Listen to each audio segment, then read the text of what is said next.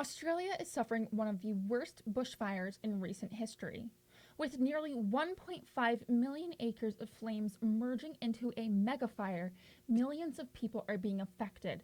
And according to the Washington Post, more than 1 billion animals have been affected or killed by the devastation. It's become routine in times of disaster to send relief through monetary donations. It's often the most effective way to provide help. But there are those who don't have the best intentions with your donations. Scammers. And with any type of big event like this, there are people who are going to need help. In this case, animals, people, agencies in Australia need our assistance, both with manpower and through charitable donations. And so with any big event like this, you see help and organizations popping up that you can donate to help the situation in Australia. But with anything just like this, there are also con artists who... Taking those few extra minutes to verify an organization can save you money. How Australia verifies and requires charities to enlist with the country. And so just check here.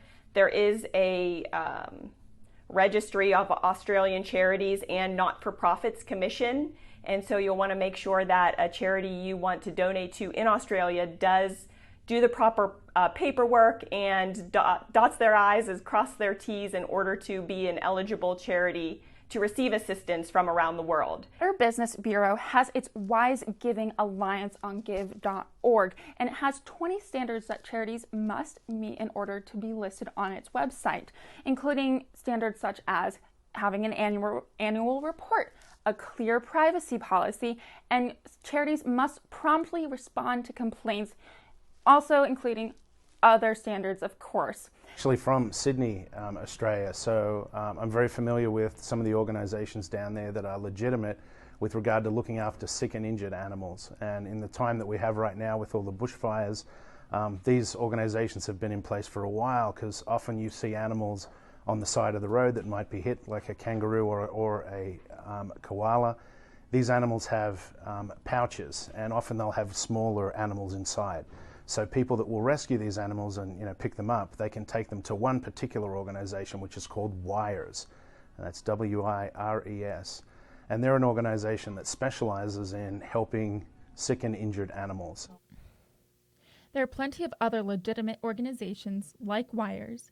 But what happens if you fall victim to a scam? Make sure you are understanding of their policies as well. So you'll want to know, in case you do want to cancel a donation or change your mind about donating, see if there is an option for you to cancel your donation or get your money back. So understanding the policies of each charity and organization is really important before you donate.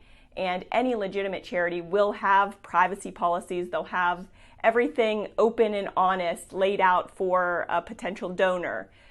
If you are looking to donate, the American Red Cross is one option. We're supporting their efforts for well-being, relief, recovery items, and we stand by to do what we can when it's needed and when they let us know what they need. But at this point, we are taking donations to the International Disaster Relief Fund of the American Red Cross to support those efforts in Australia. We also looked into wires.org.au, which Greg suggested.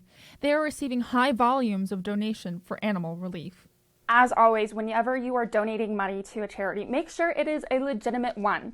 Use your credit card, go through PayPal, and make sure it is legitimate. Do your research, do your research, do your research.